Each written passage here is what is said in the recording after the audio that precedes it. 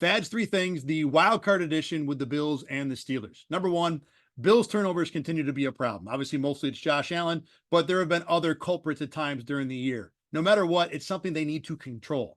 Every single time they turn it over more than once, they either lose or get into a one-score game. And it doesn't matter the quarterback on the other side.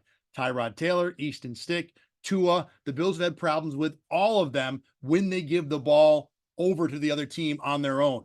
Look, I know they've gotten away with it lately. They won the Chargers game, they won the Dolphins game, but keep in mind with that Dolphins game, they needed a punt return touchdown where a punt coverage guy blew a knee and didn't have to be blocked on the play, and they needed a deflection that landed perfectly for a second touchdown. It wasn't like the Bills just were so dominant they were able to survive the turnovers. They got breaks. If they keep playing with this fire, they will eventually get burned. This is something that needs to be handled better now that we're into the postseason. Number two, we've all talked about the weather. We know it's going to be an issue. Snow is in the forecast, but wind is the bigger problem. You can play offense in snow, but when the winds get up to 40 miles per hour, which is what the forecast is, then it becomes a problem for the passing game. And that's an issue for the Bills because they have a big time advantage as in the passing game. They have Josh Allen and the Steelers don't. The Steelers have Mason Rudolph. But I really think when it comes to wind and weather, the real disadvantage goes to the team that gets behind. So something for the Bills to keep in mind. You want to be on top in this game.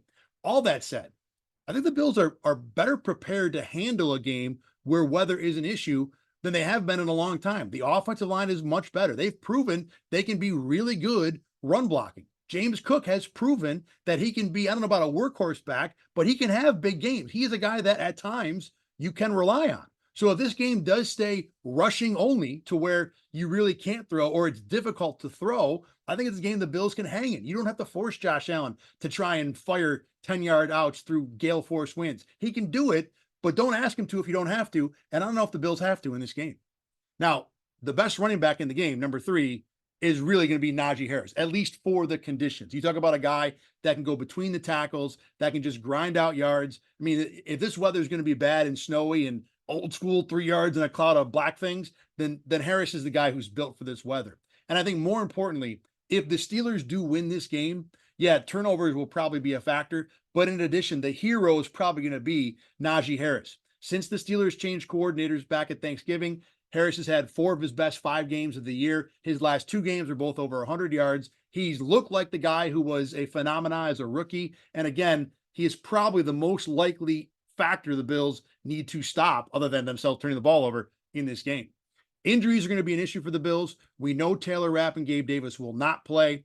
Tyrel Dodson and Rasul Douglas are questionable. All 4 guys would hurt for sure. You know, I know Douglas is the best player, but I think Douglas might have the best backup in Dane Jackson. So I'm not sure he's going to be the biggest issue. And to be honest, if the weather is going to be what everyone expects, Douglas's ability against the pass might not even be needed. You might prefer Dane Jackson, who is a little better tackler and a little better against the run. To me, the biggest loss among that group might be Gabe Davis because of his blocking ability. Again, if this is going to be a rushing game, the best receiver to block for the Bills is Davis far and away. Khalil Shakir is good. Trent Sherfield's fine, but they're not at the level that Davis can provide. So without him, the Bills are going to lose a little something when it comes to blocking on the perimeter. But you can put the collective impact of all those losses for the Bills, and it does not equal what the Steelers lose not having TJ Watt. I mean, 19 sacks, you just can't replace that. Think about this. If Watt was in this game and it was going to be a weather issue game and the Bills say got down 7-0, 10-3, something like that,